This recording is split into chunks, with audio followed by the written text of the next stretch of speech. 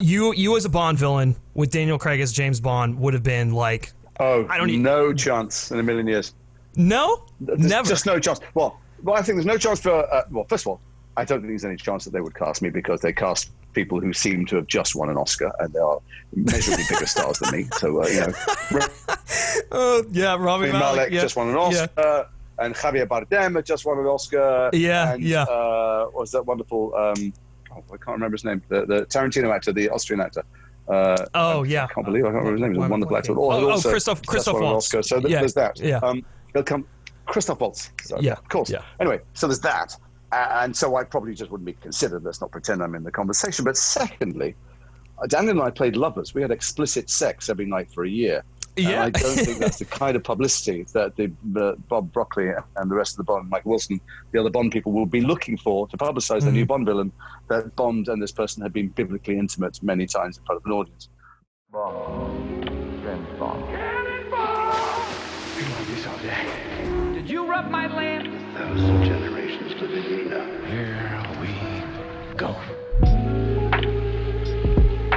Hey, how's it going, everyone? And welcome to FilmSpeak, where the conversation continues after the credits. If this is our first time meeting, hey, my name is Griffin Schiller. I'm an LA-based entertainment journalist and film critic, and if you want to be a part of that conversation, consider hitting that subscribe button for more thoughtful and exclusive insight, analysis, and interviews behind your favorite movies. And today, it's all about the last of those three interviews because I have an incredibly special and long interview to share with you all, and I have to say, it might be the best interview I've ever conducted or the best conversation I've ever had with a professional in this industry. If you've been a part of the community for a little bit, then you'll know that I recently spoke with Jason Isaacs about his new movie, Scoob. But truth be told, we really didn't touch on Scoob for more than maybe 5 minutes, if that. The conversation really spanned from talking about The Patriot, his time going to conventions, and Harry Potter, the state of the world today, the theatrical experience,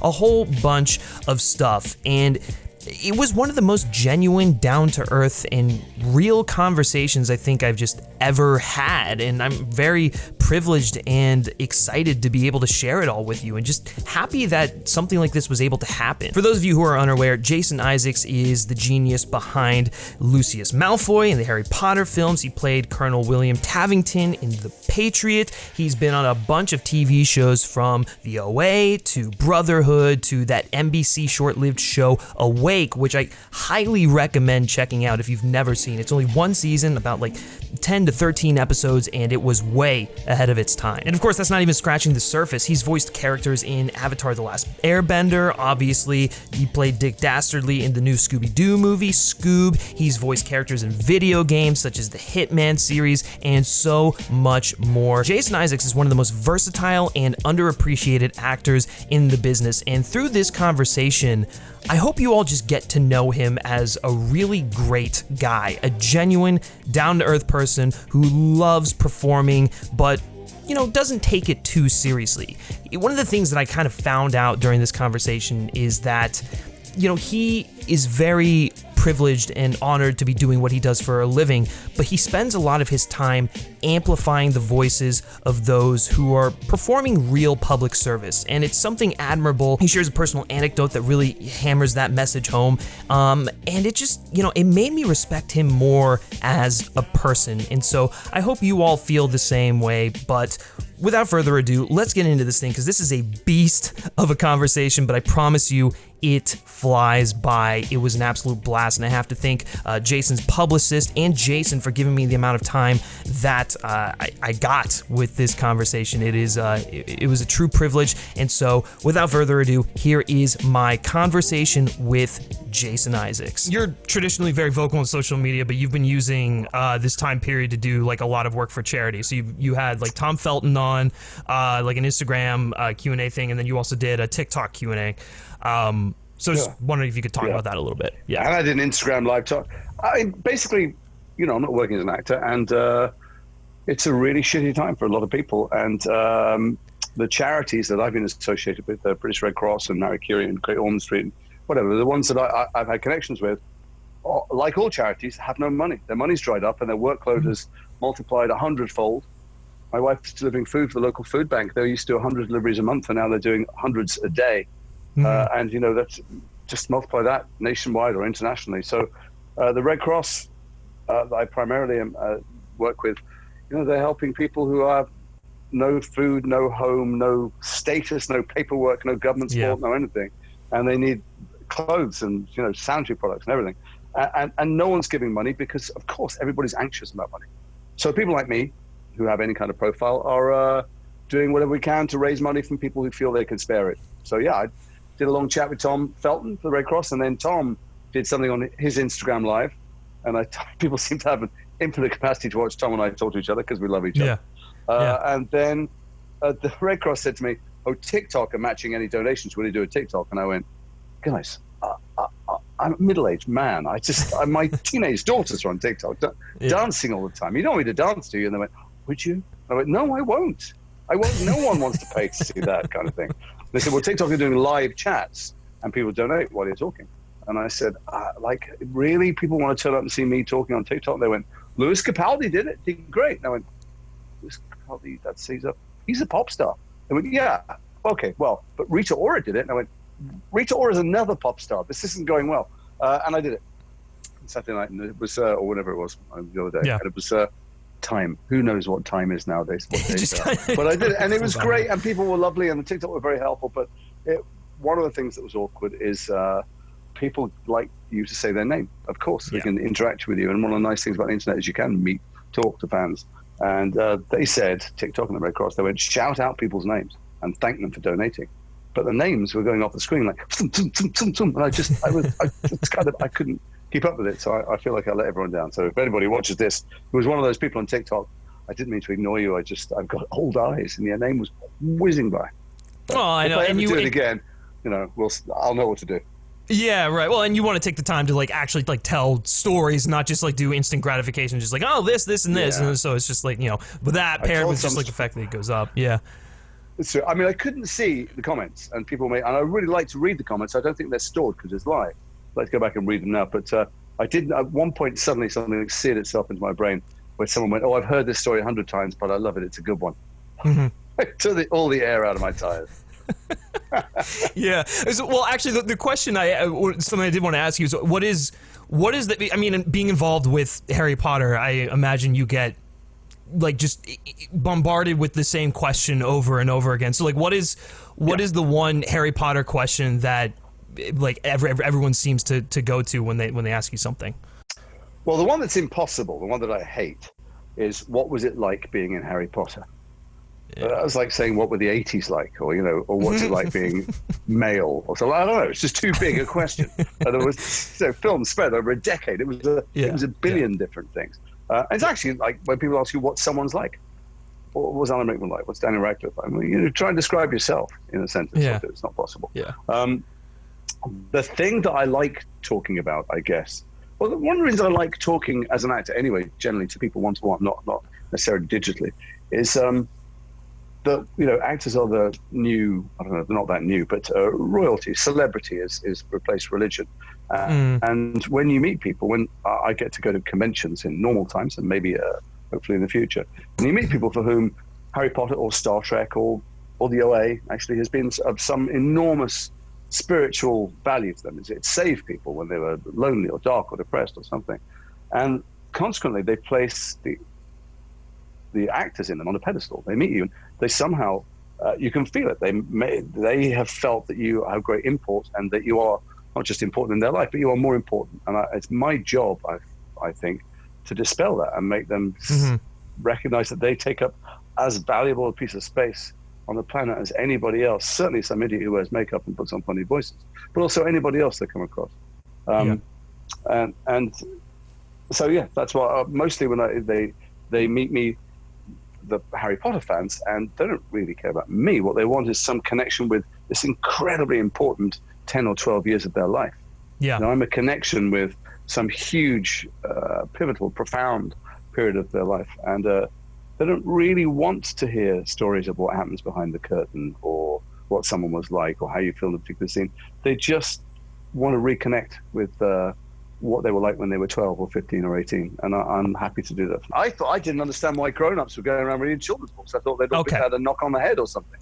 Gotcha. And then I was offered the job, and they sent me these books. There were 4 books written, and the 4th one was incredibly fat. And I thought, well, I suppose I should have a glance at it before I go to work, because otherwise, people will be talking about it. And I opened the first one, and suddenly I was reminded of when I was 8 and 10 years old, and I used to pull the cover over my head and stay up all night with a flashlight reading books. I just couldn't stop, and I devoured them all.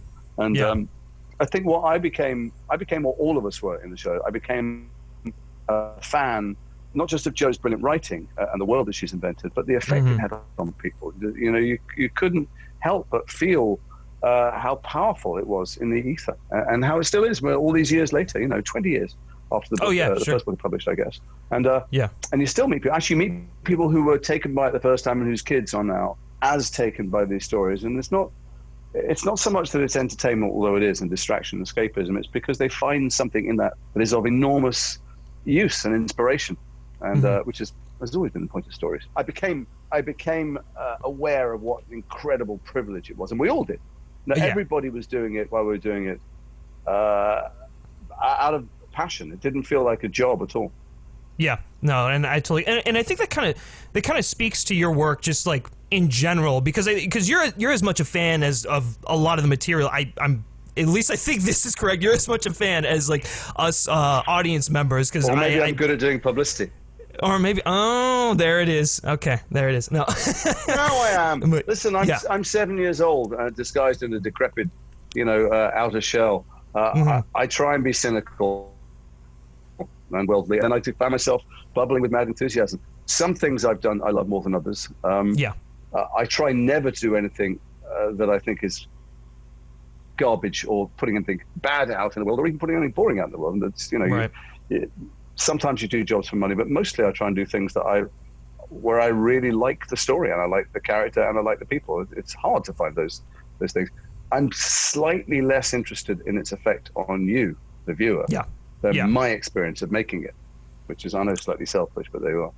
Well, I mean, I think that's fair, and it's just kind of funny how you've, through doing that, you have ties to like some of the largest like properties on the planet, like Star Wars, Star Trek, Harry Potter, DC, and so I mean, you were literally like reliving your childhood through like all of these sorts of and now Hanna-Barbera as well. Yeah, I was going to say Hanna-Barbera. Yeah. You stick around long enough, you'll play. I started off as a grunt, and then a soldier, and then a sergeant, and then a captain, and then a general, and then similarly, you will eventually play a cop and a priest and a paedophile and a president. So if you stick around and don't disappear, it's like whack-a-mole. You're going to be in something somehow or other, and they are taking those franchises take over the world, don't they?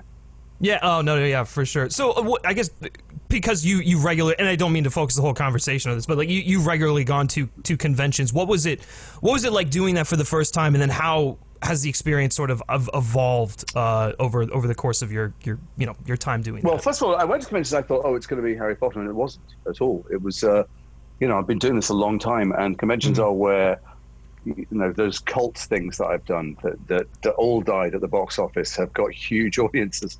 So you never know what people are going to come up and want to talk to you about. But I just, I guess I went there to not knowing what it would be like, because some of my friends were doing it. Actually, Tom Felton, who played Draco, said to me, "Why don't you go to conventions?" I said, "Well, who does that?" He said, "We all do." I went, "What do you mean you all do?" He said, "All of us in Harry Potter do it. Me and the boys do it." And, "Well, how long have you been doing that?" And he went, "Always." I went, "Jesus, nobody told me." He said, "Just try one, you'll like it." And I went, and what became clear to me is it wasn't anything to do with the stories that I can trot out or the kind of showbiz anecdotes. Really, people want to talk and want to tell you their story. And it felt like a mission. I mean, I felt, go there, and sure, you get some, it's nice, you get to travel to other places, you get some money. It wasn't really why I went, or why hopefully I'll get to continue to go. There's something magical about interacting with people who are desperate to tell you how much Peter Pan meant to them, or how much Event Horizon meant to them, or how much, I do voices and things, Avatar meant to them, and at what point in their life it meant something, and why. And also, there's a lot of people for whom this is their passion, and without it, I don't know what their lives would be. This is the thing they've focused on, and they get to focus on you being there. So I really feel like a conduit. I feel like I'm there to help people just live through live out some of their fantasies, and I do that thing I said before. I feel like it's my job, particularly as they approach. Sometimes people are, not always, but sometimes people, they get to the table and you're the one with the line. No one's lining up to see them, and it makes you look important.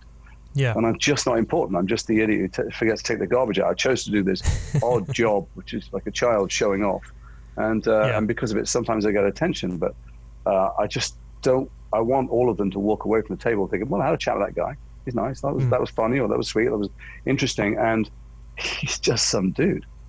He's not a starship captain. He's not a wizard, and he's not more important or clever or sexy or cooler or anything than I am. He's just another bloke who I was talking to. So I'm kind of exhausted at the end of the day, because I'm very, very keen to make sure everyone goes away feeling right size. Yeah. No. Well, and I think that that whole mentality that perfectly aligns with the work you're doing on social media right now too, with the work for charity. And I think that kind of speaks a lot about you as a person. No, I don't know. I mean, my mum spent all of her life working for other people. I mean, she started charity after charity after charity, and it was fucking annoying. I can't tell you. It was just so irritating being her child. And it was always, she did suicide hotline. She helped people. We were followed by the KGB and had our phones tapped for a while when she was doing stuff about the Russian, we had dissidents staying in our house. And even when she was old, she was working for old people. And it wasn't she was a good person. I saw that it was a thing that made her feel whole. I think, the people who study the tenured seats of happiness, the psychologists who, specialize in happiness around the world, they all agree on 3 or 4 basic things, which is poverty makes you unhappy. But extra money beyond subsistence doesn't correlate to extra happiness at all. Personal relationships, a sense of purpose in your work, and being of service are what make people happy. And I do shit for people when I'm asked to charities because it makes me feel good. And I'm not, I don't do it out of altruism. I feel good. I feel better. I would say even awfully and selfishly, callously, it makes me feel more grateful for the really very privileged life I've got. If I'm helping people who really have got little and are suffering, then I do stuff for them. And the hardest thing in the world, I don't know if you find this, certainly I bet a lot of people right now in lockdown feel this, is waking up and feeling good about your day and feeling grateful for what you've got, because it's easy to feel shitty and self-pitying about what you haven't got. And as an actor, my God, I can look at my contemporaries and go, look at my friend, his name fills the side of a building, or that person can buy an island. And but I can also go, look at me, I get this amazing job, I've got a house and a wife and kids, food and car, and so the challenge for everybody is, how do I feel grateful for what I've got? And one of the ways definitely you get to do that is by being helpful to other people. That's I'm not that nice is what I'm saying. I do it selfishly. Well, okay. Well, but you also make a point of amplifying the importance of public servants. That's something I've just noticed about you in general, whether it's online, whether it's through interviews and whatnot. You're just I vote. The thing that always sticks out to me is that, well, listen, I'm just an actor doing a job, having the time of my life, but it's the real people we need to be focusing on are those, serving us either through legislature, through, in hospitals. Well, listen, we're paying lip service to at the moment. We're all, I don't know what's happening in the States, but on every Thursday night in Britain, everyone goes out in the street and they applaud the frontline health workers. All the doctors and nurses and care workers and, porters and everyone else. I don't know, they need PPE and they need solid wages. And the ones in this country who are from other countries need to know they can stay afterwards. And if they die, their relatives can stay. They don't need us applauding. And what we need, God knows what we need running our country is people not people who failed their exams at school and shouldn't be in charge of handing out toilet paper. We've got a bunch of really incompetent, forget whether you agree with their morals or not, we've got some very incompetent D-grade people in public service in this country at the moment, dropping the ball and mishandling everything. And you certainly got not just yours, though. No. You've got a different problem in America. You've got a very certainly you've got someone who was academically and not gifted or literate or articulate, but I think not bright. Someone who claims himself a genius. But I think public service is an extraordinary thing. I was stunned during the 2016 election when, not to be partisan about, forget what you think about politics. I have many Republican friends. defense. Sure, yeah. There is a woman who has devoted herself to public service from the age of 15 or 16. And there is a man who has never done anything for anybody else ever his whole life. He shat on people in enormous numbers. Yeah. And how that couldn't be factored into the conversation stunned me. You might disagree with what people's solutions to society's problems were, but so we need to attract people into public service, and we need to celebrate it for what it is. No, and I think that's a very good, the attraction especially, because I think that's what's missing, is that people see all of this and they see, and especially with the internet, with all the, while it does a lot of good, it can do a lot of bad too. It's like people, it's almost dissuading, the next great leader or something of that nature. I mean, I'm trying to be hopeful, because, God, it's easy to get incredibly depressed and see only black clouds and half about what's going on at the moment. But there's also the possibility that out of the ashes of what we're torching all around us, economies and society structures, will be born something great. It won't be old farts like me who do it. It'll be the next generation of youngsters, young leaders who come along and go, we don't have to rebuild things how they were before. We don't have to allot the money or the time or the work or anything how they were before. We don't have to engage with each other how they were before. But it needs the energy of young people. Revolutions are always wrought by the young. And, and there'll be stuff that might not be comfortable for people like me who dug themselves a comfortable pit. But this is the time to shake shit up, I think. And it was those youngsters after the, what's his name? I followed a lot of them on social media, the people after the terrible high school shooting, who looked like they were going to achieve change with regard to gun control in the States far more than any of the politicians or celebrities have done for a long time. I don't know if they did.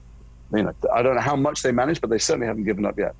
Right, yeah, and that's all we can hope for. I guess. I mean, we can hope for more, but like the fact that there's just like the constant, work towards like reform and whatnot is for sure, that's a big thing. I guess the other question that kind of comes to mind is, given the current situation, whether it's the pandemic or the state of the world, the thing that I always look at is what kind of art will this whole thing inspire? Because that's how a lot of messages break through. Into when you can't trust the politicians, when you can't trust your government, you really, I think people look to art and stories for truth, for essential human truths, because you can't rely on truth anywhere else. So I think what comes out of this will be incredibly powerful, and what comes out of we're only at the beginning of whatever the consequences of crisis. It's not we're nowhere near through anything. I think it's going to be fast. I'm engaged. It's a strange time because there's a lot of Zoom meetings. There's a lot of talk about scripts right now. In this lockdown period, there's been a lot of development, a lot of commissioning. Writers have never been busier. Directors have never been busier devising things. It's actors who are sticking their thumbs up their arse most of the time. And but so these meetings that you end up having are often about scripts that may or may not happen. They may happen in a month, or they may happen in a year. It may happen, who knows when we're really going to go back to work. But one of the conversations that comes up a lot when it's to do with writing that's set in our modern world is, what do we put? How do we reflect this? Well, first of all, the big question is, what stories are we telling and why are we telling them? Why bother telling them? But also, and then how do you hold the mirror up to nature? What world do we reflect? Is it the pre-lockdown one? Is a post-lockdown world going to look the same? Are people going to think the same, talk the same, feel the same? And everybody's struggling with it right now. It's easier to go period and set it just before lockdown, But if you make a film in a year or in 6 months, and it doesn't come out for a year and a half after that, there's no point making it look like today, because today won't look like next month. So it's a tricky thing. My experience so far, this is completely anecdotal and not empirical. I don't have a study of what everyone else is commissioning, but the scripts and the storytellers that I've been around are trying to find elliptical, allegorical ways to deal with the feelings this is bringing up. In the same way that Arthur Miller wanted to deal with McCarthyism by setting it in Salem and writing The Crucible. There will be some lockdown dramas, but mostly people will want to deal with the feelings of frustration, fear, panic in a more oblique way. In the same way that we had so much alien drama and space drama around the Cold War, which was about invaders as well. Yeah, and I guess that's very encouraging to hear, because there's one project I think that was announced. It was a remake of Nicole Kidman's The Others, which I think is one of the best horror movies of the 21st century. Sure. And the whole like pitch around it was setting it in a modern context, and I'm a little hesitant about it because the principles and the themes in that movie are still relevant today, if not more so. And the movie isn't even like 20 years old, so it's like I don't want like an updated version. 5 Spider-Mans in the course of a decade. That's about, Yeah. Well, the point is like I don't want like a movie that is centered around being literally locked down and like take it in the literal sense. If they can find a way to do it allegorical. There'll be some. Yeah. There'll be very, very few. Because also when you said it during lockdown, you said it in May or in March, because they're completely different, or in a second wave in September. Which we don't know if it's going to happen, but maybe it will. Maybe it'll be locked down and there'll be people with National Guard outside your front door because you'll have to stay in your house. Or what will contact tracing look like? And no one what to rate. Never mind whether it's useful or whether people want to go and see it. I feel very confused and ambivalent about remaking good films. Oh, Remake crap films, by all means, make them better, but don't remake a great film. Why? They're never as good. Wait decades and decades. Yeah, I think that's a little tangential here, but like one of the big things is like the Disney live action remakes. I'm a proponent of it in the right context. So like a movie like Atlantis or like The Hunchback of Notre Dame, films that never got the recognition or credit that it deserved when it came out. Those are the films that could benefit from like finding a new audience and getting a new vision attached to them. I mean, it's a tricky thing. Making a big film for the cinemas. I mean, let's go off on another tangent. Let's talk about cinemas. What's going to happen? Who's going to go back and buy tickets? Who wants to sit next to somebody else, whether it's a meter or 2 meters, you're wearing a mask or not? I think a lot of the public, first of all, they're not stupid, so they're not doing what I'm doing, which is mainlining news and science articles all the time. They're probably getting on with their lives and dipping in occasionally, because if nothing's changed, there's no point filling your head with all this toxic stuff. But I, on the other hand, I'm doing it for you. I'm taking them off the team. So I'm reading all that stuff. And I'm curious about some of the journalists who get access at these daily kind of freak show carnival, the supposed press conferences that are nothing like that. They're like school debating clubs. But loosening the lockdown is because of two things. One is economic necessity, and the other is because there is the capacity for more people to get sick and die in our hospitals. We have room. We literally have space. We were terrified we wouldn't have space. And now we go, no, we could take some more people dying. Nothing else has changed. We don't have any science.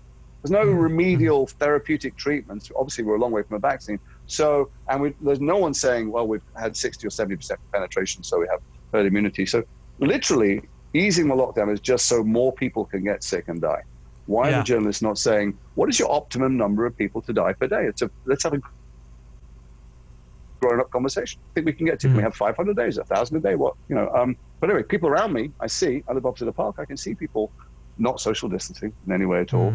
And I don't know, are they doing it? Are they looking at it and going, well, I've seen the stats for my age group. I'm prepared to take a 1 in 200 chance to die. Or are they thinking, oh, it's easing, so obviously it's okay. And the reason I'm mentioning all this is, will people go back to the cinemas? It's a big debate going on in the industry right now. Will they go back? Because a big movie, you're talking about Disney making the live action versions. People don't go to the cinema except to see big movies. And lots of movies crash and burn on the money. These are big, expensive films. If you're Disney, you need to make big films. And Disney, not like Marvel, because Disney owns Marvel, but those big movies are desperate to know they've got some traction in the community before they get made. If you're going to spend $200-300 million making a film and another 100 marketing it, you want to know people are coming. So I don't blame them for remaking the classic animated movies. People know what they are, at least. Chris Nolan's a brand. People went, Inception, thank God. The original auteur movie is still alive. Once in a blue moon, someone who's got enormous credit from other films can write an original film. But mostly, if you want to write an original film, you better do it for a handful of millions of dollars and come out in art house cinemas, because no one's taking a punt on a giant scale. And what's going to happen now, because those big films, the Bonds and the Marvel and stuff, they can't make their money back on streaming. They have to be cinema hits, and then streaming at secondary, ancillary revenue, and then something else, TV eventually. Well, that's the thing. What's going to happen? Well, yeah, like Bond. You mentioned Bond. Bond like makes a most of its money overseas. Like it is a global phenomenon, and when you have like parts of the world. Oh well, yeah, in theaters, right. In theaters. Yeah, so it's like when you have parts of the world that are still like under like strict lockdown, it's like, you know, the film's not coming out until like, you know, Thanksgiving and November and whatnot, but it, like, you know, what if there's a second wave that's going to happen? How can like films like that expect to come out? Like they almost have to like push it back another year or something. I don't know what's going to happen to any films in the cinema. Would you go? Yeah. Let's say they open them tomorrow. Would you go? Would you buy a ticket? I guess for me, just it depends on the movie. So like if it was Tenet opening tomorrow, theaters are opening tomorrow. That's deciding factor will be what the movie was, not what you thought the science was, what your chance of catching the disease was, whether you had it or not. It would be about whether it was a good flick with someone you like. I mean, it's both, because like I have both mindsets, because in my current situation right now, I live with my girlfriend and her two parents who are autoimmune. So like I have been very like careful about distancing and stuff like that. Okay. Yeah, exactly. So it's like I don't know if I could do something like that, but like if the regulations were in place and like the distancing was in effect, and like there was a way for like theaters to you know take the appropriate measures, you know, and whatnot, like some of the stuff that they've been appropriate measures they're talking about right now. You must know, you're just reading it. They take the seat out, have fewer screenings, disinfect in between. You know, so you're going to go in there and there's a dude sitting a seat away and there, but also in the row behind you, in the row front, and you're indoors. Like everybody knows, if you do any preemptive reading at all, you know that it's much harder to get it. And it's indoors. Indoors is past, you know, if someone's in there breathing it. They had that choir rehearsal where half the choir caught it. There was a case of a guy in an office in Japan, I think. 216 people on his right caught it and only 3 people on his left because the air conditioning was blowing in that direction. So there's some science around. You want to go indoors for 2.5 hours and roll the dice? No. Really? I'm so conflicted because it's like, do I want to? Absolutely. I mean, you're young, so statistically, you're less likely to get it. And if you get it, no, you're not less likely to get it. Bullshit, sorry. You're less likely to have severe symptoms. Right. That's true. Than I am. But I'm much more likely. Right. But the implication that it can mean for the people around me, that's where I have to like go and be like, okay, is it the responsible thing to do? And ultimately, no, it's not. But you'd want to go. That's interesting. You would want to go. I would want to go, but would you get on a plane? How'd you feel about planes? You get on a plane? No, I wouldn't get on a plane. No, I don't. Yeah. What about if it's a good movie show? Yeah, if Tenet is playing on airlines only, there we go. Then it's the no, it is interesting though. You just you know, see, because obviously there are numerous people who are vocal about like, oh yeah, I'll take the risk, I'll go see it for like this particular film. And so like I think when you look at it in a larger context, it is dependent upon the type of movie that is releasing. Like, what is the kind of movie that's going to get people back into theaters? Not whether they should be going back into theaters, but fucking batshit nuts. It should be. Yeah. What are my chances of getting sick? I don't mind. Yeah. My chances of getting sick, because I'm 17 years, are the same as anyone else's. The chance of catching it, but my chances of getting genuinely ill if I catch this are very slim, so I'm going to take that risk. It should be a risk based on some statistical assessment, not whether you like the movie. That's the wrong reason to choose to go back. But whatever. Who am I to tell other people what to think? No, but I think it's an interesting thing going on in my business, because everyone's talking about movies all the time. Movies on TV and how to go back to work. What are the working protocols? These crazy expensive, quarantining the whole crew and the cast and the staff of the hotel and the cleaners of the hotel and the caterers and then social distancing on set, but then not social distancing the actors, because the actors have been in lockdown, and so you can be inside each other's bubbles and stuff. And I don't know. I mean, it's happening. It's happening soon all around us. There are countries that have opened up for filming, and I guess I don't know that I'm keen to do it until we've had some proper breakthroughs. I know lots of my friends that take me out of the loop who are just not going to go back to work. They're not under contract to anyone, and they're lucky enough not to be broken. They're not going. But we'll see what starts shooting soon, and when and where and how. Yeah, I guess that is a good point. And like because I guess like productions are already like starting in California at least. They're like starting to ease in restrictions, so it's like stuff is going to start shooting in a matter of weeks, and it's like, okay, is this? You want to read the crazy? Anyone wants to entertain themselves? Go to the websites of the various different guilds, SAG, WGA, DGA, and various other, and the government of California, who are suggesting what kind of working atmosphere and guidelines to follow to create a safe set. And it just seems like crazy bonkers talk to me. Really? Is anybody? I feel like everybody's getting off these very serious Zooms, or all discussing these things, and looking at their wives or husbands and going, like, nobody's taking it seriously. But I'm wrong, because I know things. I've got friends who are going back to work, starting shooting, but what the set really? like, I can't imagine. Yeah. Right, and not to. I mean, I guess we've kind of gone down a rabbit hole here, but because I 5-hour podcast. I don't care. I'm just getting up and cooking dinner. It's good. Okay, perfect. I am, because I am not aware of like what some of the working conditions are for like the guilds and whatnot. What are some of the restrictions they have, like the things they have in place? I will bore anybody listening. Listen, you can just wind through or speed me up. So it goes. The first big hurdle that everybody faces is insurance. So if you can't insure a production, a film or a TV show, then you can't work, because if it all goes down, then someone goes bankrupt. So there is talk with the government of California and with Congress, actually, to do something akin to what they did after 9/11, which is where the insurance companies wouldn't back the airlines, and so the government backed the airlines for a while. And similarly in Britain, there's talks with the government. They've got other stuff on their mind, obviously, but it might go through where they back, and they're prepared to back things. And so the insurers still take a premium, but if they have to pay out, the government pays 90% or 95%. I don't know if that's going to happen or not. There are some other big heavyweights like Netflix, Amazon, some of the film studios who've gone, fuck it, we'll take the risk ourselves. We will just cover it. If the production goes down, it goes down, we lose the money. And in those circumstances, and the other ones, if they do get insurance or government help, a lot of people are talking about quarantining everybody. Well, first of all, going to Austria or South Korea or Finland or Malta or Jordan or various places where there are less restrictions, or even some states in America where it's fine, and quarantining everybody and their wife and their dog. I mean, like everybody. And then I don't know how anyone's going to police that quarantine. If you go places and you do local hires, are there people with guns parading up and down the hotel corridor, or is it an honor system with a CCTV? I don't know how you do it, but doing that, constant testing of everybody, temperature testing, which is a bunch of bullshit, because 44% of people are asymptomatic, and the tests that exist at the moment for the antigen, they don't show, first of all, loads of false negatives, but they don't show you it's infectious until you're like 5 or 6 days after you've got it. So we need the test that was talked about that isn't released yet, which shows you infectious on the day. And then much smaller film crews, a lot of people working from home, doing their jobs from home that used to do it on the set.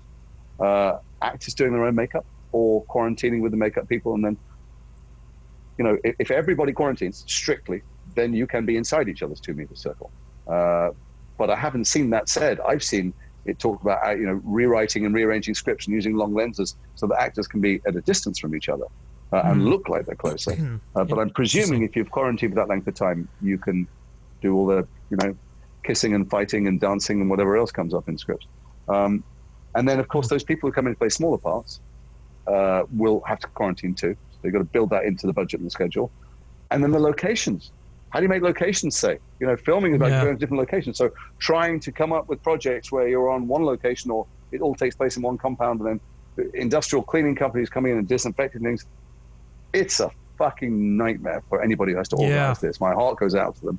But there are people doing it, and they're doing it right now as we speak. And if somebody gets sick on the set, does that mean you shut everything down, or you wait and you quarantine for another 2 weeks and you test everybody and go back? I know that there's another tricky gray area, which is that older people are more likely to get sicker if they get it.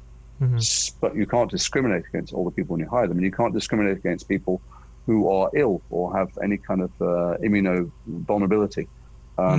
Technically, when you hire people, but of course you don't really want to hire people who might get sicker, because that would be unkind to them. So that's a whole legal minefield to tiptoe through as well.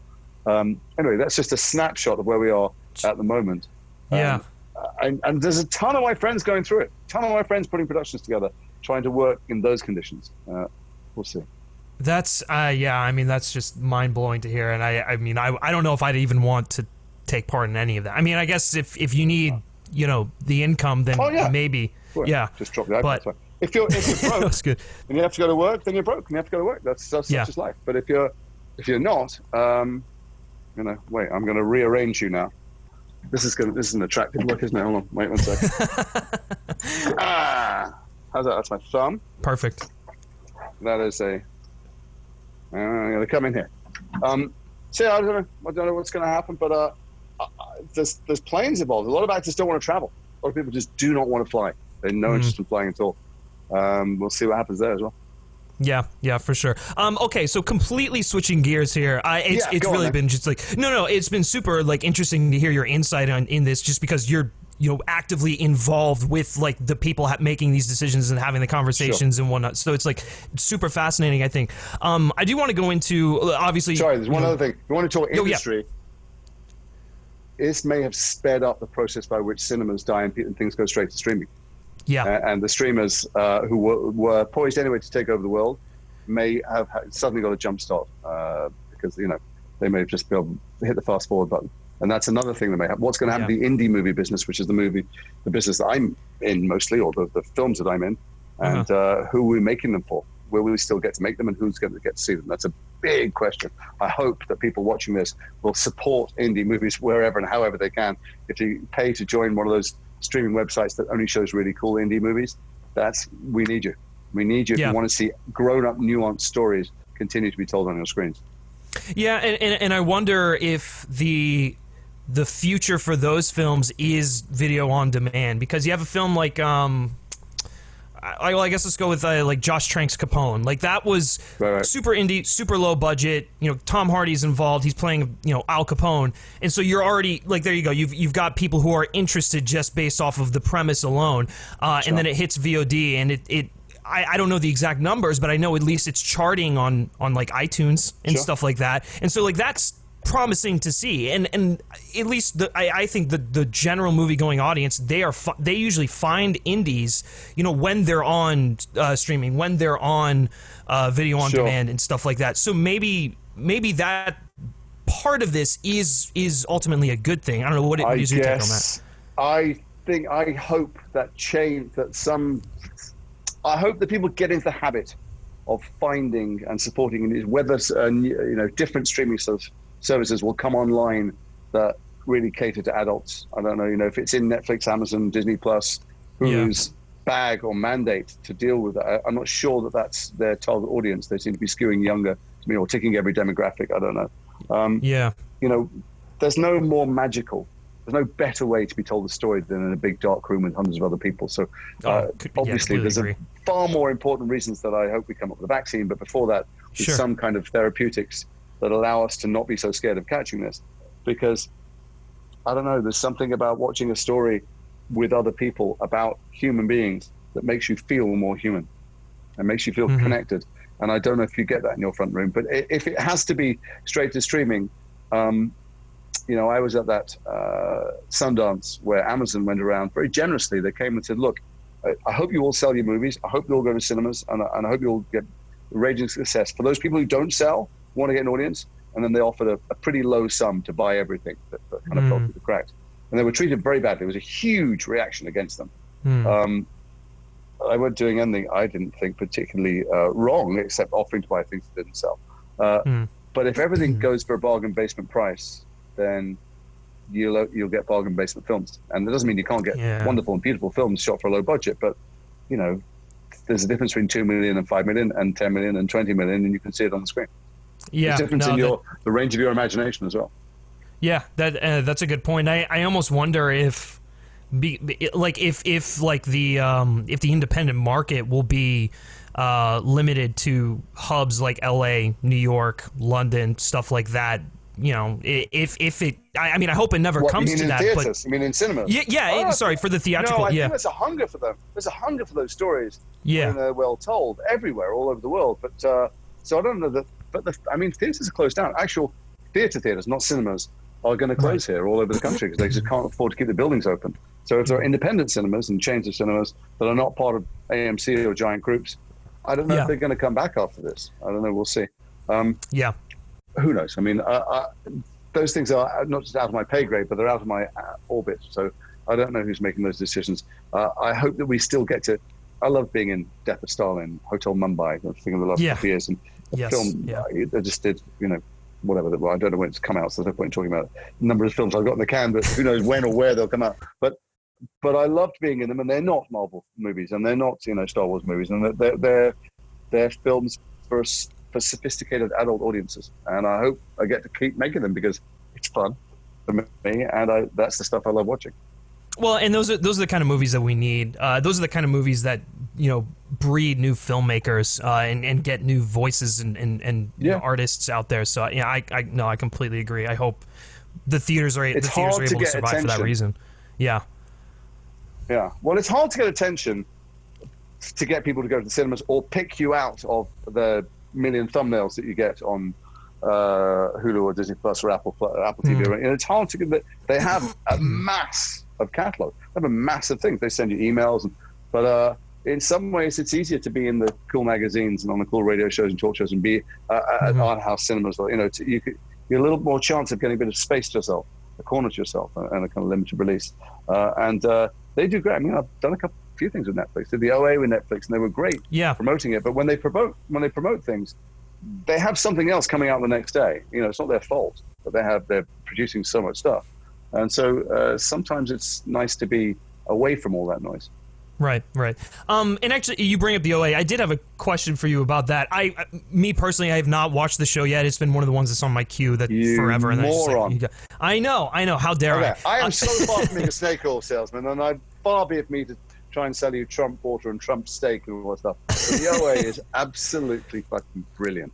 And I say that because I have quite a small part in it. So it's not saying, watch me, I'm great. I think Britt Marling, who wrote and starred in it, co-wrote it with the director, she's a magnificent actress and he's a magnificent director, but mostly they came up with a truly original, innovative story that's told, both its subject matter and how it's told is so fresh and human that you're a fool to yourself if you don't want it. Listen, it's just one, I have it on my list. It's one that I've always wanted. Erase the list. This is number one on the list. This is number 2, one. 3, okay. 4, and 5.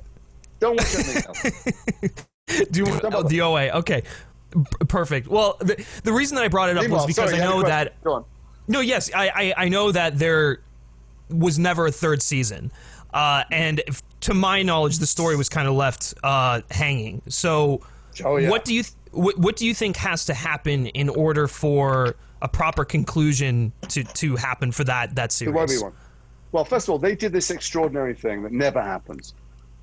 They mapped out all 5 seasons of this unbelievably interconnected, very kind of spiritual, soulful mystery labyrinth. And normally, when you get those kind of mystery shows, because my friends are in them and make them, they make a pilot, and then the network goes, "Everyone want to make it?" And they go, "Oh shit, really? Great!" And then they get in a room and they go, "Now what the fuck do we do?" And then they map out. They get to the end of the first season, which is often very impressive. And the network go, "Yeah, a lot of people watching. It's great. Let's have season 2." And they go,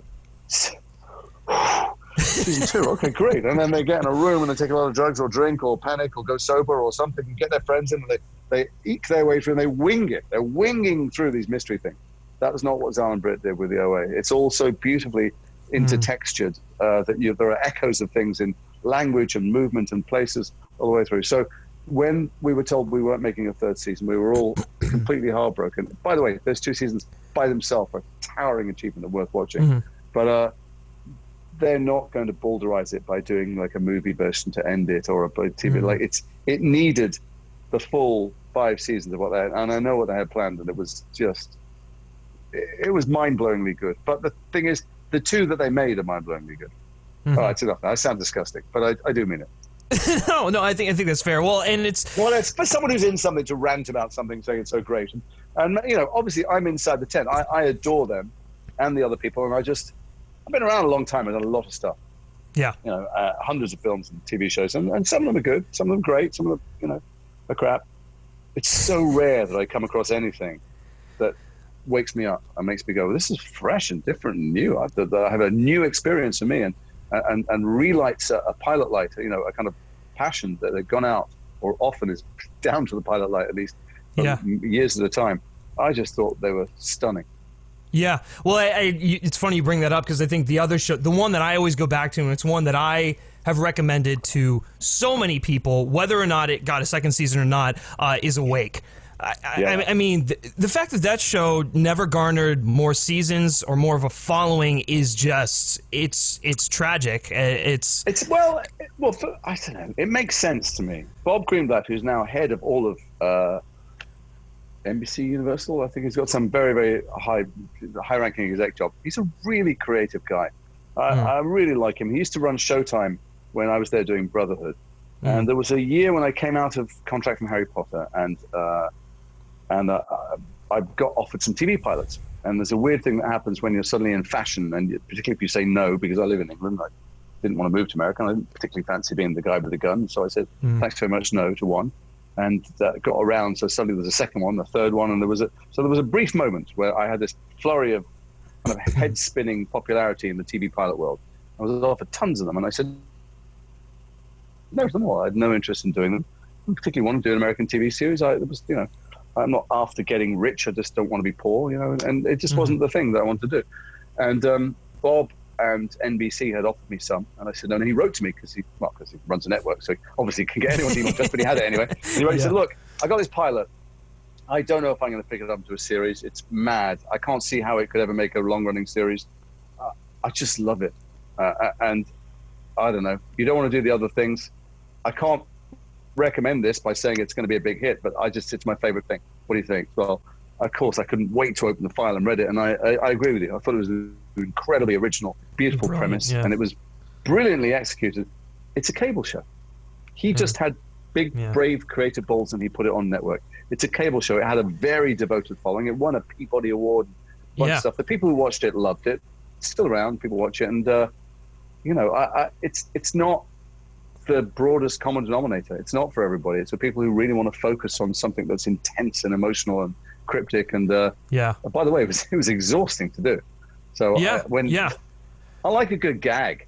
This man was grieving always in every scene at every moment. So it's the end of the season, I was bummed. It was, I really liked the people. I got on great with the people making it. I got on great with Wilma and Steve, who are my detective partners. But it was a bit of a relief not to be so fucking depressed all the time. It was on the edge of tears for a year. But it was great. So thank you for watching it. But I try and pick, when I can, the best writing. You look the best as an actor when you pick the best, most talented people to work with and the best writing. And then everybody gives you all the credit. So, I'm in The Death of Stalin. I got a ton of credit having fabulous parts because Armando Iannucci is a genius political satirist, and he gave me the best part in the film. And as long as I didn't drop the ball, I was going to, and did end up getting credit for someone else's work. And that's the way I like it. Yeah, no, that's interesting. I've always wondered, if like a revival of the show could happen on like Peacock, the streaming service, or if whatever would go to. Well, first of all, we've all moved on. Wilmer is in NCIS, isn't he? I think. He is the star. Sorry, Wilmer, if you see this stuff, dude, I should be watching every episode. I love you, you're brilliant actor, but I can't be watching that show.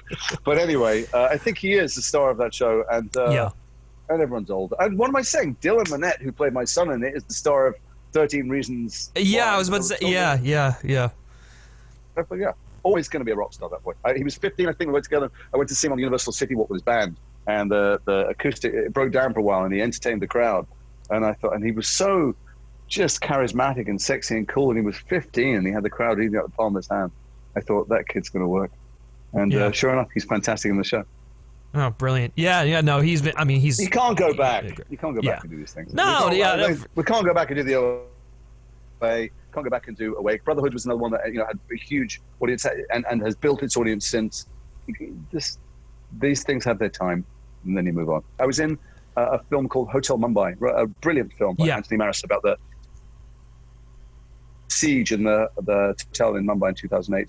And I played a real Russian. It was a very realistic, very gritty, very powerful film celebrating the heroism of the staff who saved all the guests there from the terrorists. And he's a Russian guy, and I needed to have a Russian accent, and I studied Russian accents very carefully. I'm quite a good mimic. I got a bunch of different sources, and the uncomfortable conclusion I came to is if you do an authentic Russian accent, you sound like a one-dimensional cartoon from a Bond movie, because the real Russian accent is so corny and terrible. So I had to try and find something else, something slightly Georgian or Ukrainian. And then I found this reality series about Russian expats living in London. I modeled myself on something like that, because really to do it accurately would sound wrong and crap and caricatured. And then when I was doing Superman, I was aware I had that character echoing in my head, and Superman obviously is very different.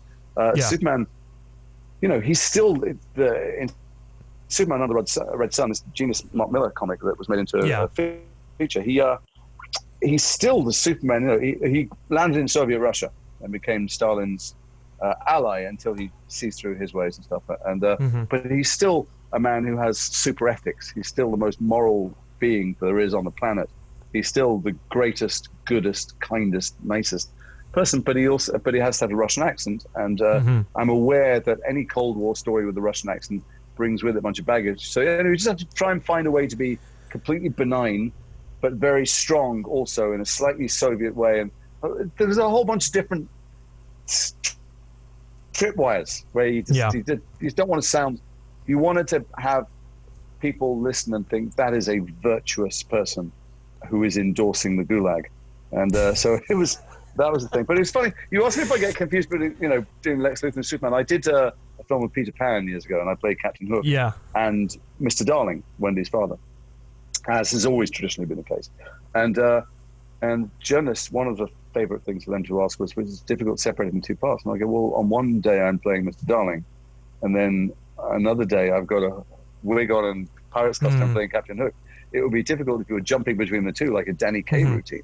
But no, it's not that. My job is to play different parts, and on different days, sometimes you do a day's filming in the middle playing one thing and you do something else, or Scoob just came out all over the world, and I would be recording Dick Dastardly in between shooting. I don't know when we started. Wasn't Star Trek? Okay, in between shooting, whatever, a bunch of other.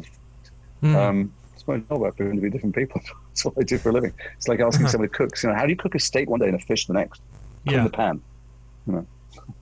Okay. Well, that's just interesting to hear, because, I guess you are right. If you're shooting things on different days and you're tackling projects on different, it's not. You're right. It's not like you're doing them all at once. It might come across that way in the edit, but yeah, for sure. No, and also if you're, if you're heavily into, I did a Holocaust film at one point, or a film about Germany in the 1930s that ended up being a Holocaust drama, Nazi drama, and I was heavily steeped in as many diaries and as much contemporary footage as I could find, and the music of the time. I just, I was away from my wife and kids, and I just tried to live with it all in as close to the surface of my imagination as I could.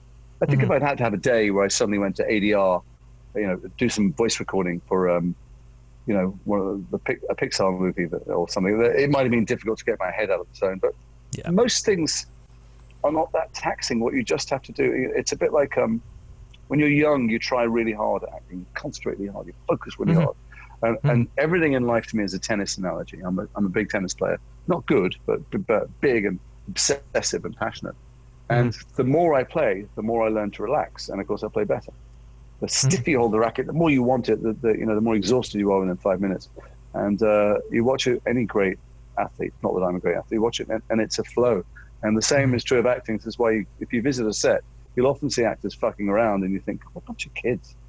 And to an extent that's true, but what the reason actors are clowning around on the set and behaving in such an immature fashion is you're just trying not to pick up anyone else's shit, anyone else's tension, the fact that the light's going, you're losing the location, it costs so much money, and you're trying to keep that sense of play close to the surface, so that you could cry or you could laugh, you could jump up and down, you could, to keep free of everyone else's tension, and that's why you can jump from part to part. I remember so vividly doing a scene in The Patriot where Mel Gibson cradles dying Heath Ledger in his arms and sobs, keening. I mean, he's a phenomenal actor, Mel, and he's, doing the right thing at the right time.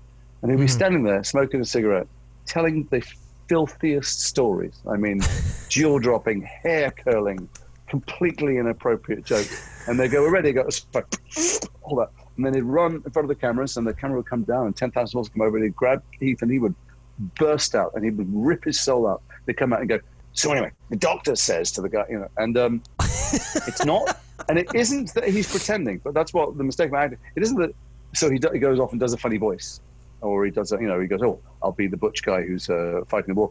He's able to tap deep into himself and be completely something, completely acting, completely heartbroken, and completely a very blue nightclub comic, That's so fascinating. And actually, I'm glad you brought up The Patriot, because I do want to touch on that, because I think it's the 20th anniversary of that film is coming up in June. Shit, which is it? Yeah, wow. Which is kind of crazy to think about. And actually, I think that's the first film that I saw you in, which is weird, because I was a kid at the time, and the first film I saw you in was The Patriot, and not Harry Potter. You must have been too young to see that. Who let you watch The Patriot? How old were you? I think I was like 5 or 6. That is much too young to watch The Patriot. People get their heads knocked off and their legs blown away and stuff. I know. Stabbed through the throat. Wow. I might have to report to social services now. Yeah, right. I still like have flashbacks to that scene when the two armies are marching to each other and the cannonball just rips the guy's head off. Like, oh my god, it's brutal stuff. But I did kind of want to just kind of like touch on your experience making that movie, tapping into such just like a wretched character, and how he's genuinely one of the most like hated villains, at least I can think of, like, of all time. I think he's the partly worst. That's because it's on TV somewhere in America every 25 seconds. Oh yeah, so that's most true. hated because people have just had so much experience of him doing that stuff. It being a film about the War of Independence, a lot of people. So when I've gone to conventions, a lot of people come up and want pictures of Colonel Tavington, and they go, my 5th grade history teacher showed us the movie, shows us in the summer, and all the time people come up and I go, and then they go, then what? And I go, and then did he explain that nothing really happened like that? That's all bullshit. And they go, no, what do you mean? Like, it's there's almost nothing historically accurate about The Patriot. It's a fabulous movie. I think Roland's a great storyteller. But there was a guy from the Smithsonian on the set, and and everybody made fun of me all the time because I knew nothing about the American Revolutionary War because it's not taught in British schools. I don't think because it's a particularly embarrassing episode because, the British history is littered with colonies we lost and wars that we lost. I think it's just because there's much more history in Britain, so we didn't cover it. I did 1939 to 1970 mostly. But anyway, I didn't know anything about it at all. So I'd say to the guy from the Smithsonian, I go, hey, is that how this works? Do they do this? This is how they fought? And he'd go, oh, no. I go, oh, all right. And then there'd be some other day, and I go, did they come in with the flags for the silent? No. And I go, is that when they went to people's houses and they recruited me? No. And one day I said to him, what the fuck are you doing here? He goes, oh, I think they just want to say we had a guy from the Smithsonian on the set. And I went, oh, yeah, fair enough. Oh my gosh, that's hilarious. It was a brilliant. I mean, first of all, everybody would have had a Scottish or Irish or Dutch accent. They weren't Americans and British people. It was neighbours fighting neighbours, obviously. But there are a million other things that are inaccurate, but then there are a million things, that were accurate. I had my troupe, the dragoons were all reenactors who had given up their full-time jobs, whatever they were, and they did a whole variety of, doctors and lawyers and construction work and everything else. And they just, shuttered up their officers to come and live in camp. I mean, they were given money to stay in hotels, but they wouldn't. They lived in camp, and they lived fully in the 18th century.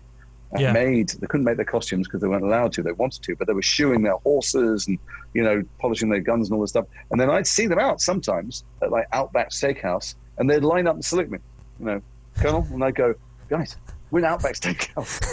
Come on, get over it. I'm Jason here. And they go, come on, give me some. And then on the last day, they'd made me in their forge. They'd made me a pewter mug with the Green Dragoons on it. And they lined up I got out of bed at dawn, and they lined up in their horses because they don't have their own horses.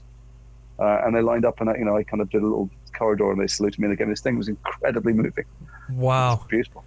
But the film was interesting because it was a German telling a story of an Australian and English guy, right? That has become part of American folklore. The film is so popular and has gained popularity over the years. And the music, the brilliant John Williams music, it's played at the Olympics and other places.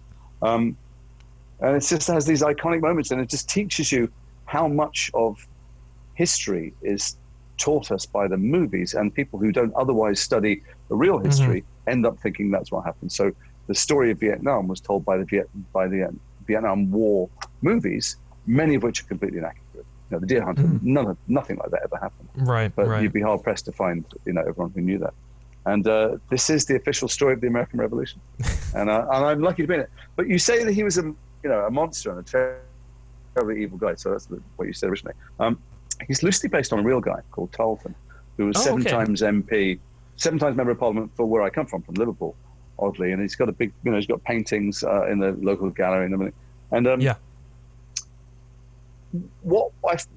I did a bit of research beforehand, and one of the things I got, Roland was kind enough to allow me to bring to the story, and they end up writing some things in as a backstory, is that lots of the officers who went over were the second sons of aristocrats. So they'd grown up in these giant estates with loads of money, but they weren't going to get anything. They weren't going to inherit anything at all. They were going to go back to poverty, penury, because their elder brothers were never kind or generous.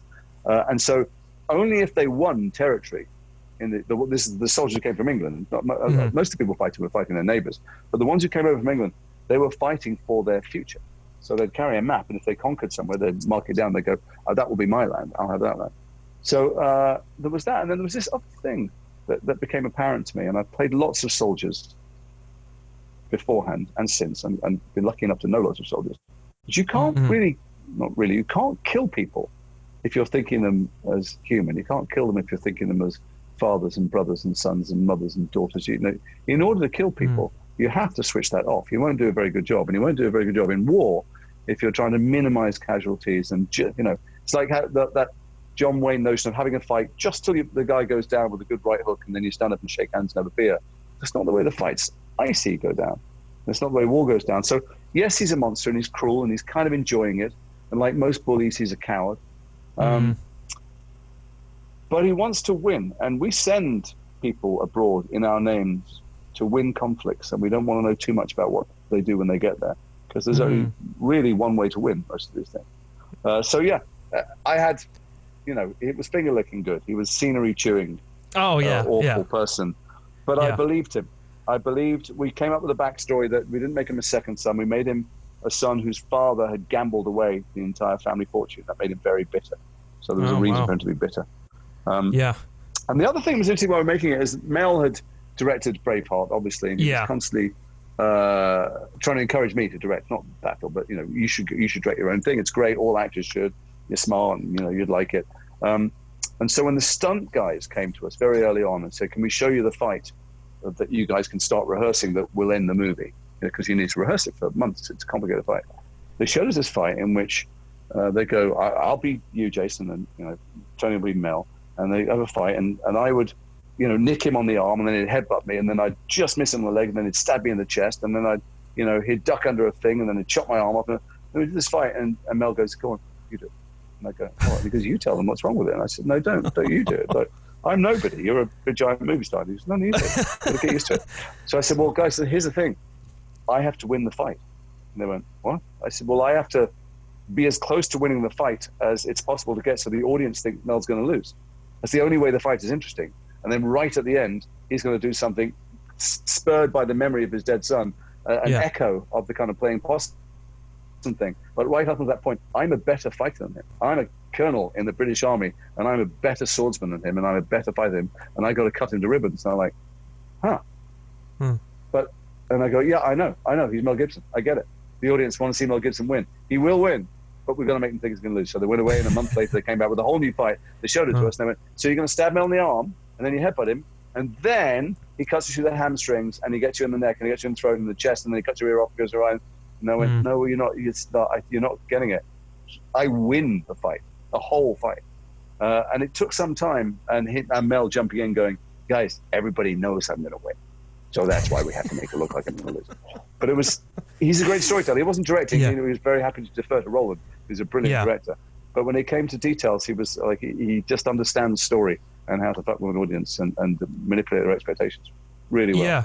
Well, that's interesting you mentioned that, because out of Roland's entire filmography, that's the one film, to me, that sticks out as not... I mean, it's got staples of a Roland Emmerich film, but it doesn't feel like a Roland Emmerich film, Sure. which is it's why I'm always surprised that Mel Gibson didn't direct it. It feels more like a Mel Gibson movie, you know? No, Roland's a really talented director. He's chosen to work in a lot of the same genres because he loves that, building those... he loves building worlds, building universes. He's not, I don't think he's ever going to do two cops chasing down a drug dealer kind of thing. It's just he can build a universe. Got the capacity to. I thought White House Down was a brilliant film. Brilliant. It was unfortunate that it came out near the Jerry Butler film, which was a similar. But I thought it was great when he did something kind of still not normal size. It's still a giant thing, but there's not many people that can build a universe. I saw Midway very recently, and I liked it a lot as well. But no, he's an interesting guy. That whole thing I was saying earlier about tell me what someone's like. People often ask me what Mel Gibson's like. Oh, yeah. You can't sum up Mel Gibson in a sentence. He's all those things. He's all the things you think you've read about, and he's a million things more as well. And he's funny and self-deprecating, and he's also a giant star and director. And similarly with Roland, to go, he's the sci-fi guy.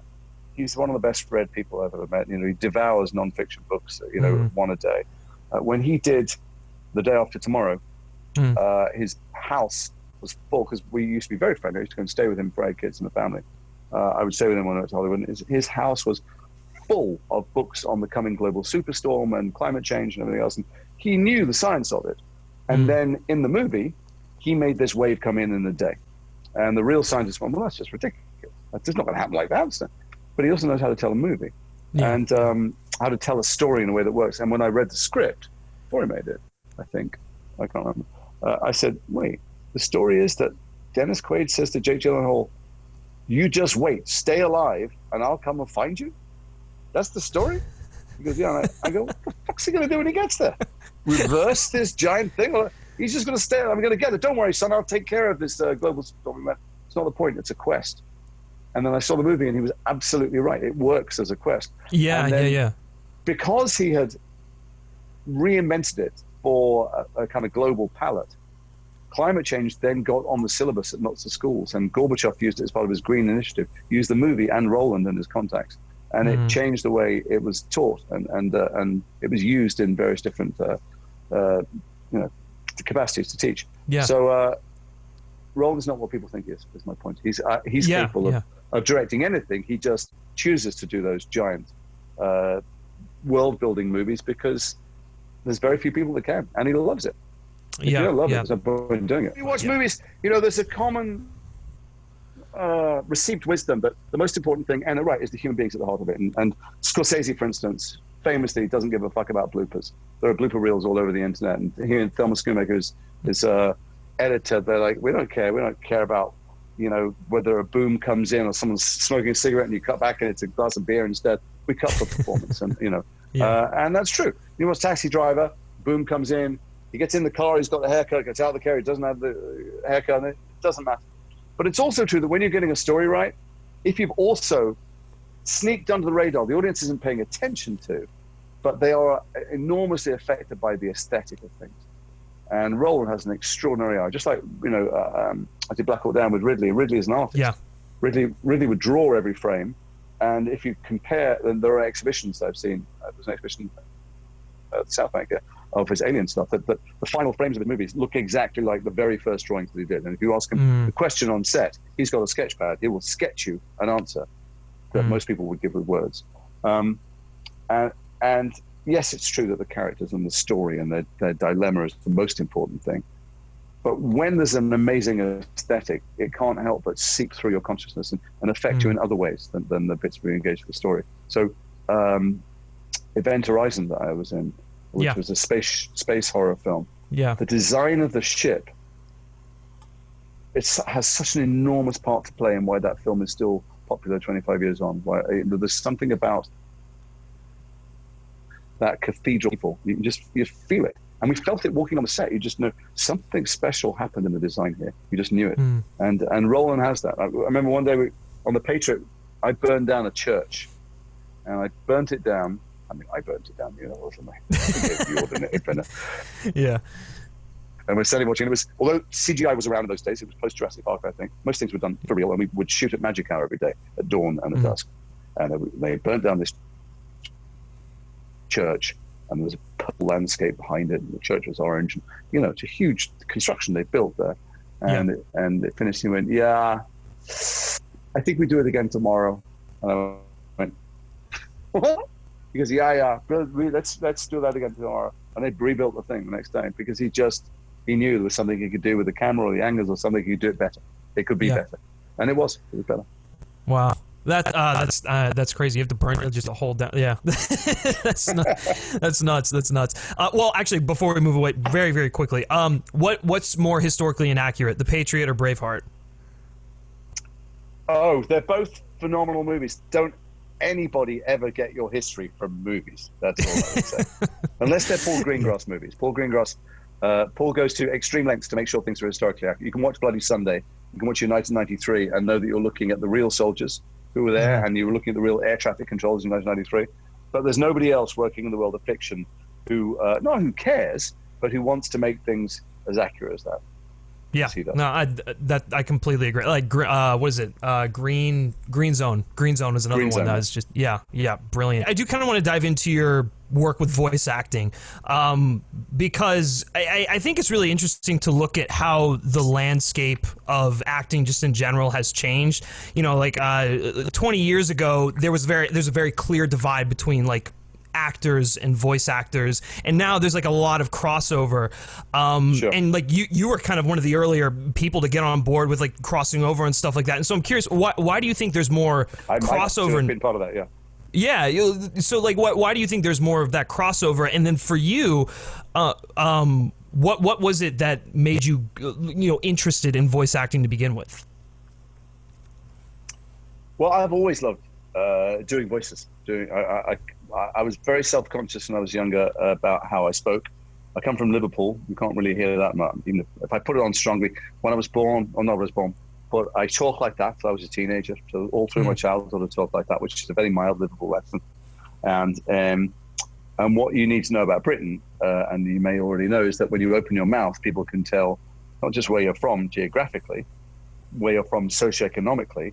They can tell what kind of education you've had, what you aspire to, what your parents do, where you fit in society, and how you would like to be perceived. All those things are apparent to every member of the British Isles within a sentence if you're speaking. So I had a Liverpool accent, Northern accent, then I had a London accent, then I went to university, and everybody sounded incredibly posh, like they were in Downton Abbey, and I adopted that accent, and I became very adept at mirroring people's voices back to them in a desire to try and fit in. I probably didn't fit in anywhere, certainly not inside my head. But so I've always loved voices and doing accents, and it's one of the ways into character. Some people start with shoes, some people always talk the same, some people find a walk. I think the way people speak says an awful lot about them, and if you're really attuned to it, you can hear where their parents grew up. You can hear what the influences on them have been if they come from a military family and all that stuff. So I love voices. And then when I was leaving drama school, I was very, very lucky. I mean, literally incredibly lucky. There was someone just starting a new voice agency. When you have a voice agency, you have one American, you have one old gravelly, it's in a world where, and then you have one middle-aged woman. You don't have like acting agents, 50 in every category. And they needed a youngish man who could do lots of voices. And they got in touch with my drama school, and they got in touch with the guy who had won the prize for being able to do voices. And he went, yeah, no, I'm busy. I'm doing a play. I tell you who's good at voices, Jason Isaac. God bless him. He recommended me, and I got, and I was instantly doing voiceovers and cartoons and animated series and documentaries and I never really stopped. And I loved it. And I bring the same slightly OCD, obsessive quality to doing a commercial. So I haven't actually done commercials for years now because I've been away. But if they go, look, it's sounding a bit rushed, so you've got to go slower, but it's taking 24 seconds and you've only got 17. And I go, okay, give me another go. There's something in me. I've got that thing. I've got a clock, and similarly, I can match. Now, when you do animation, which is a different thing, they record you, and they haven't animated it yet, so you can improvise, you can go mad. But when you do a lot of the other voice work, you've got to match to cuts of films that are already made, and certainly documentary with audiobooks, you've got to keep a certain pace. And I like all the technical requirements. But when it comes to doing animated TV series or movies, in which I've done quite a few, you get cast as things you don't look like. Now, I'm an actor, I get cast to something that looks like this. Maybe I get a wig on, and a wand, or maybe I get, a broken nose or whatever. I can change my accent. I can buff up, or I can go skinny, or I can wear a fat suit, whatever it is. But when you're animated, you can look like anything. And so that means you can do voices that are way outside what you look like. And I love that. So I wish I could sing. I do sing. And it's fucking awful. But I love it anyway. And it's as much as I get to sing it. So I did some Pixar stuff, which I really enjoyed. I did Avatar, Last Airbender for a long time. Star Wars Rebels, and hundreds of video games, playing thousands of characters. Can't remember what they are. It's always awkward when people come up at a convention. They go, "Will you sign this?" And I go, "Yeah." "What's that?" And they go, "It's you. You played Satan or a priest or an old fork seller." And and I like it. And so the latest one that came out is the new Scooby-Doo film, Scoob. And they cast me as Dick Dastardly. We came up with a dozen different voices, and we eventually settled on what Dick Dastardly was originally based on, this very famous English character actor, Terry Thomas, who played lots of rotters, always had a moustache. And one of the things that the public maybe don't know much about animation is that you don't meet. You're not there with the other people. So there's these group ensemble comedy scenes, and I didn't get to meet any of them. We're all in lockdown now. We would have been doing premieres around the world that would have been very glamorous and fun, and particularly for me, because I'd be starstruck by all of them and thrilled that they knew my name. But it didn't happen. But I was just in a booth with the great Tony Savoni, who wrote and directed it. He was infectious. And he would do all the other character voices in there. And then he's a terrible giggler.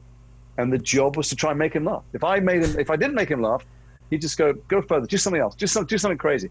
And he just encouraged me to go batshit and do anything. He's not going to use the versions that aren't any good. And one of the hard things about acting that you have to get over early on is just to be unembarrassed. Just be prepared to make an absolute, complete, stunking fool of yourself. And I did in the booth all the time, and I would come up with mad, crazy shit, and that I would run out mid-sentence. We're improvising, and then he'd burst out laughing, and you'd think, "Oh, I hit the bullseye," and then they go, "We can't use it. We can hear Tony laughing." But I loved it. I love animation. I love the fact that you're completely free, and then they get to redo the story in a way that you could never afford to do on film. Like, they go away, they come back, they go, "The ending's not quite working. We'll do something else. Let's do something else." And then they reanimate it. So I did a tiny part in a Pixar film. I must have recorded it 4 or 5 times. They changed the story so much every time. And the same was true with Scoob. Yeah, interesting. Well, and I wonder if that kind of just, like, in a larger perspective, it kind of speaks to the type of roles you're drawn to. Because I mean, I'd rather kind of defer to you. Would you consider yourself a character actor? I don't know what it means, that thing. I mean, all characters are characters. I mean, there are some actors. When I was in America doing TV series, I lived there for a few years. I did Awake. I stayed at another series, did some pilots, didn't go. But I was a producer on them, so I'd be at all the auditions. I'd see people coming in. And I'd read with every single actor that came in. I thought it was, respectful to them, and it just was great. And I could put them at their ease, and they weren't reading with the casting director's assistant. It was someone who was really giving to that. But also, I was curious. I wanted to watch, and there seemed to me there was 2 different types of actors that came in, and actresses. These are men and women. There are the people who just have something. They had the best hair in their town, the best teeth, the best tits, the best shoulders, whatever. They were the homecoming, the quarterback, something. And people went, "You should go to Hollywood with that. I mean, you could sell that." And they would come in the room, and sure enough, they could sell that. It's something. They walk in a room, and you're like, wow, you're really not just good looking. A lot of good looking people, but something. Yeah. And then there's the others that come from my tradition, the European East Coast tradition, which is, who is this person? How do I play them? How do I create this character? They're not like me. Nobody wants to see me. I've never played anything like me in something. And I don't know, maybe it's cheap therapy, maybe it's filling some deep psychological need. But I want to know what it's like to be other people. I'm not physical. I don't have fights. I play a lot of very tough people. Maybe I want to know what it's like to play people who don't give a flying fuck what other people think about it, because I really do care a lot, So what kind of actor am I? I don't like to put myself in any box. People, obviously I've played lots of antagonists, But that's only because that's the next best part after the hero, and big stars get to be the hero. I'm not a big star, but I'm an actor who works. And then sometimes when I have been offered those parts, they're kind of bland, and I don't know what to do with them. I don't know how I would walk on the screen. I don't know who to play. They seem to have no edge, no mystery, no danger, no confusion, no conflict. But I won't pretend I'm offered those parts all the time. I have been on TV in the past, but not in film. Yeah. So, I am as good as the material, and sometimes I'm asked about being typecast. You can't be typecast. You can be type offered. So I'm a producer as well on various things that I'm in or not in sometimes. Yeah. And when you sit down and you go, okay, who do we get to play crazy old man in this? Oh, Bruce Dern. But you think, wait a second, why am I thinking of Bruce Dern? It's because I've seen Bruce Dern do that 20 times. Yeah. So you immediately think when you're casting of people who've seen it. This is why you need a great casting director who has an imagination and goes, I know this doesn't seem normal, but have you thought about, asking Ron Howard if he'd like to dust off his acting chops again or whatever. You need someone, you need to be made to think out of the box. And so when I'm lucky, people think out of the box for me. When I'm not, I read scripts and I go, I don't want that part, I want that part. And they go, that part? The hell would you want that part for? And I go, because it's new and different and surprising to me. But if there's no pattern, if I'm lucky and lockdown is lifted and the films that I think are financed go ahead, I will be doing some extraordinary and different parts from the things I've done before. But so I try and line up these things. But sometimes you haven't worked for a while, and someone comes along and goes, "Do you want to keep 7 people?" No. Do you want to be the bad guy who's stolen the gold bullion? And you go, you know what? For a couple of months, it's kind of fun and it's popcorny, and it means I can do another couple of years of indies. I'll do that too. Yeah, well, that's the thing that I love about your filmography is that, like, I think the one that sticks out to me is, like, you followed up your role in The Patriot by being you were like a drag queen. Queen. Yeah. And after that, I was offered every bad guy under the sun, and like they weren't anywhere near as good as The Patriot. They just weren't. Yeah. They were Nazis, or they were the foil to whoever was the biggest macho superstars of the day. I should have done them, by the way, career-wise. In the game of career chess, it would have established me as a bigger name, whatever that means. I certainly would have made a lot more money.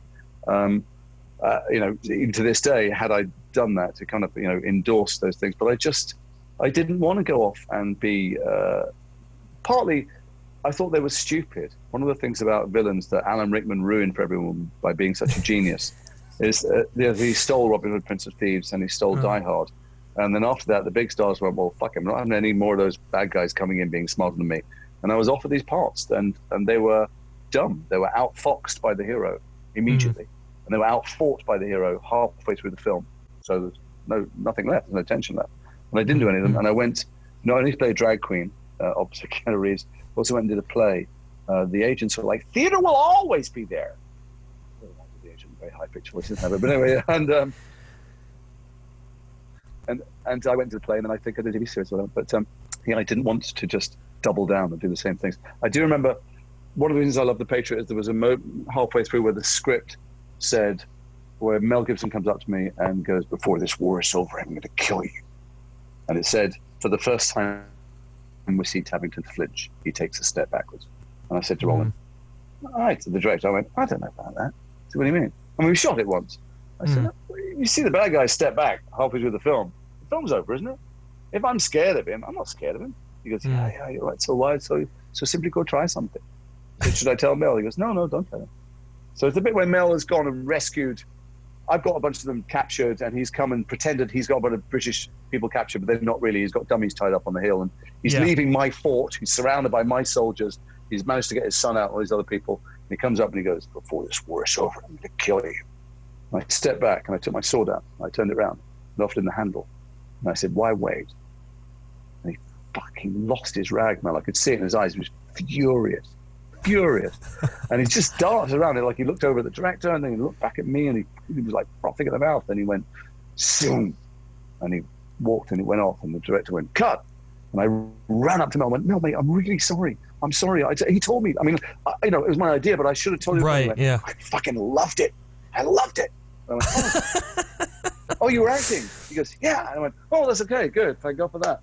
But anyway, that's the bad guy parts I was offered after that didn't have those moments, and they were stupid. And I've been offered lots of very stupid or very sadistic. And you go, why is he cutting that person's ear off? Is it because Tarantino did it? Well, there's no reason to cut his ear off. He doesn't know the answer. He doesn't know the combination of the safe. So why would you cut his ear off? So I haven't done lots of the crap bad guys. And then there's a moment when they stop offering it. Mm-hmm. For a while, minutes, and then not. And that's perfectly fine by me. There's a couple of things that I didn't do. One, I wasn't available, but went on to be one of the biggest global successes ever. And it's just wrong to talk about. It's just wrong on a million levels. A, because the person who eventually did do it, and it probably wouldn't have been a success from me doing it, is a success because they did it. And two, because I don't want to turn into some tragic, bitter old actor in a bar going, "Show me, you know what I feel about?" Yeah. So I try not to think about stuff that I'm not doing, or that I didn't do, or that passed me by. Jobs I don't get, I understand, but jobs I turned down that went on to be huge successes. You know, I can't pretend I'm virtuous enough. I turned them down, knowing that they were going to be giant global smashers, but thinking that I was better than them artistically. No, I thought they would fail. Make no mistake. I turn things down because I think they're crap or not good enough, and I think no one's going to watch them or they're not going to be made well. And when they turn out to be enormous successes that everybody loves, it's a bitter pill. It just is. Yeah. No, I totally. It's always something that like I'm interested in hearing just like perspectives on, because I agree with you. It's like it's better not to like look past it. It's better to just kind of like, you know, move forward and want it. Someone else did it and they probably did it better. That's the kind of outlook I've always like. They probably did it better. Yeah. The things that I can think of, three off the top of my head, that, you know, my life would have been very different. Would my life be better with more money and more fame? I don't think so. I'm more famous and much richer friends. I wouldn't say they're measurably happier than me in any way at all. I have enough, and I do fine. So, you know, I don't even want to. I can't allow my brain to go anywhere. My wife, will bring that up quite often. No, that's totally fine. She claims to have read. There's a couple of things that I turned down. She claims to have read and bullied me, tried to persuade me very hard to do. I'm sure she didn't read them. I'm sure. I mean, one of them was on a special password-protected PDF I had to read in situ somewhere, but she has told the story many times that she read it and told me it was going to be a huge success. Just not true. That's fine. The only one that I've always like wanted to see, and it's because you co-starred with him on in Angels in America with Daniel Craig. I mean, you were his partner. Yeah. You as a Bond villain with Daniel Craig as James Bond would have been like, no chance in a million years. No, never. Just no chance. Well, I think there's no chance for. First of all, I don't think there's any chance that they would cast me, because they cast people who seem to have just won an Oscar, and they are measurably bigger stars than me. So you know, Rami Malek just won an Oscar, and Javier Bardem had just won an Oscar. Was that wonderful? I can't remember his name. The Tarantino actor, the Austrian actor. I can't believe I can't remember his name. He's a wonderful actor. Christoph Waltz. Oscar. So there's that. Yeah. He'll come. Christoph Waltz. So, of course. Yeah. Anyway, so there's that. And so I probably just wouldn't be considered. Let's not pretend I'm in the conversation. But secondly, Daniel and I played lovers. We had explicit sex every night for a year. Yeah. And I don't think that's the kind of publicity that the Bob Broccoli and the rest of the Bond, Michael Wilson, the other Bond people will be looking for to publicize the new Bond villain, that Bond and this person had been biblically intimate many times in front of an audience. That's just. It would have made for an interesting story. It would, but like just seeing, you know, because you guys have that chemistry on stage, seeing a different kind of chemistry would have been, I don't know, it would have been interesting. It's always the script. There's chemistry nonsense, you know, unless you're improvising. It's always the script. You know, I've done things with people. I did a film with, a film called 9 Lives, in which it's 9 separate stories. It's an anthology story. And I had one with Robin Wright, who was Robin Wright Penn in those days. And it's the most beautiful story. It's still taught in film schools all the time. It's part of 9 Lives. It's called Damian and Diana. It's on YouTube. I think you can watch it now, our bit. And it's the most stunningly, beautifully written, directed, and acted, not by me, by Robin, piece you'd ever see. And it's rich with history. 2 people bump into each other in a supermarket, and they haven't seen each other for years. They used to be a big couple for a long time. And they've got married. She's pregnant. And for 10 minutes, they talk, and it's like no time went by, and they could just leave together. It's weird and creepy for both of them, and really intense. And it's everybody who watched it has a very powerful effect on. And when we did publicity for it at Sundance, so the whole film, people wanted to know how intimate we were, and have we been a couple, and and how much time we spent together. I don't think we've had 3 sentences to each other before we shot, or in the many years since, when it's come up many times. We've done publicity for it many times. It's a brilliantly written piece, brilliantly written, and we just fell into these parts because they were so great, and the chemistry is all in the writing. So there's a weird thing that happens in Hollywood where they have people in for a chemistry meeting, chemistry read, whatever. And I've been part of it myself. I'm in the pilot. Some actress is brought in, and they sit and you chat about your kids or your dog or Trump or whatever the fuck it is that's going on, or and they leave, and somebody will go, "What did you feel? What did you feel? Anybody? What did you think?" So like, you go, "That has nothing, not one iota, not a homeopathic." It's so weird, to do with what we would be like in the scenes in the past together. There are people who despise each other that play great couples, and as we all know, people who are madly in love with each other, couples, and you watch it on screen and it's dead. I don't believe it. Dead in the water. So I don't know that chemistry exists.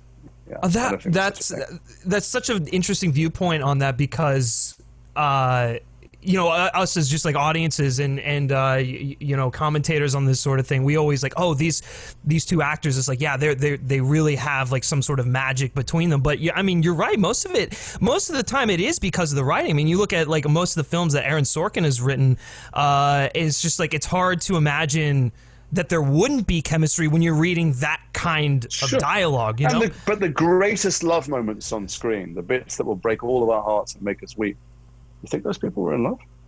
Yeah. You think, when they make each other laugh, that it's akin to imagining that when people hate each other and are trying to murder each other on screen and stabbing each other, there's some kind of antipathy between them. It's all bullshit. But it's the magic of Hollywood. I shouldn't pull the curtain back too far. No, but it's fascinating. I love hearing about it. So real quickly, I will start wrapping this up. Again, I can't thank you enough for your time. I'm thoroughly enjoying this. This has been amazing. It's a pleasure. But it's nice to talk to someone who's not in my family.